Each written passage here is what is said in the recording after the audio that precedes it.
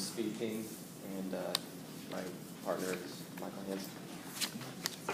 Just to give you a basic outline of everything I'm going to be talking about today in my presentation. The waste management for the City of Chattanooga uses a motor-powered aeration system in order to keep bacteria alive in the wastewater tank. And that's the system that we ran, is the motor which mixes this air. I'm also going to go over the bearing test results for both the solid-state operating curve of the motor in the mixing system and the unit step response analysis of our range. Then I'm going to go over a summarization of steady-state operating curves and unit step response. This is a diagram of our system. This is the motor, which in my personal case, I was running between 100 and 600 RPM, but overall they wanted a analysis of 100 to 1600 RPM. It goes into a gearbox to reduce these past RPMs to 101, and so that you only get 22 and 17 rotations per minute at the actual motor, or the mixer fan that sits inside the wastewater tank. And then these are the different control modules that go along with the inputs. This is the block diagram of the workflow. We had our operator inputs, which in this case for our steady-state operating curve analysis was the power percentage that we wanted going towards the motor to get varying RPMs within each of our ranges, and an elapsed time in which to collect data over. And we went to the LabVIEW software, which controls the whole situation by sending outputs sending our inputs to the equipment, where the equipment then responded with the measured RPMs at different power levels. And then it was outputted to a data file, which we used to put into a spreadsheet to analyze with plots for clarity. This is an example of one of the plots for my system, which was 100 to 600. This was running at 20% power input of the maximum capacity, and this brownish looking line was the actual RPMs that were collected through the LabVIEW software. This whole beginning part is just the transition, the ramp up for getting up to speed, and this is where it levels out when it's actually in its steady-state operating interval. So I took an average of the RPM in the motor output and then was able to find a standard deviation to determine uncertainty around the average. This is an example of some of the collected data from 10 to 30% output with 5% increases each time, and the average RPMs, and the uncertainty, which in this case is twice the standard deviation of the actual the data. These points were all used to make a steady-state operating curve for our system, which, as you can see, is perfectly linear.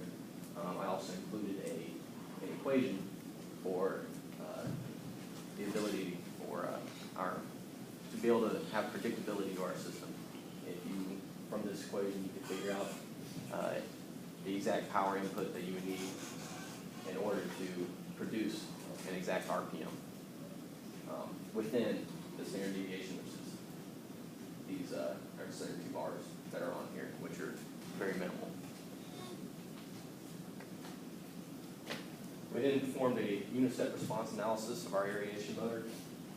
This is the block diagram. It's much like the steady-state operating curve one, except that this time our operator inputs are not only percent input power initially, but a time whenever we want to step the power up and the percent power increase that we're going to have at that time. But it always goes to output into a spreadsheet so that we are able to make plots for clarity of our data. Here you can see the ramp up speed where it approaches steady state, and then at about 5 seconds we increase speed power by 10%, and it ramps up once again, and then reaches steady state again. Again, brown is the output RPM, and this is our input power percentage. By that axis over there, you can see we went from 10% initially to 20%, so we got a 10% increase in power. This is just a diagram to explain how we were able to calculate our gain, our time constant, and the dead time for our system. This is a example of the fit-to method in order to calculate these things, and it's as simple as measuring the distances on the graphs, except for the gain, which is a calculation seen down here by this equation, which is the change in step, or the change in the step divided from the change in average RPMs. Just some of the results for the experimental results for the steady state operating curve. We were able to find all of the averages for our entire range that the waste management people, the upper people, asked us to do, and we were able to find uncertainty limits for each calculated value, and applied it to a graph to figure out the steady state operating curve, which turned out to be linear, and gave them the ability for predictability for calculating exactly what sort of power inputs they need to produce certain RPMs for different levels of mixing. Our unit step analysis rendered 3 values for dead time and time constant and the gain, and our uncertainties are listed with those. There's a little bit less predictability because there was more variance in each RPM value once the unit steps were made. We believe that this is due to the time for the mixer, because it's over such a large area, to catch up with the motor to produce accurate output data. All in all, we studied 2 different ranges.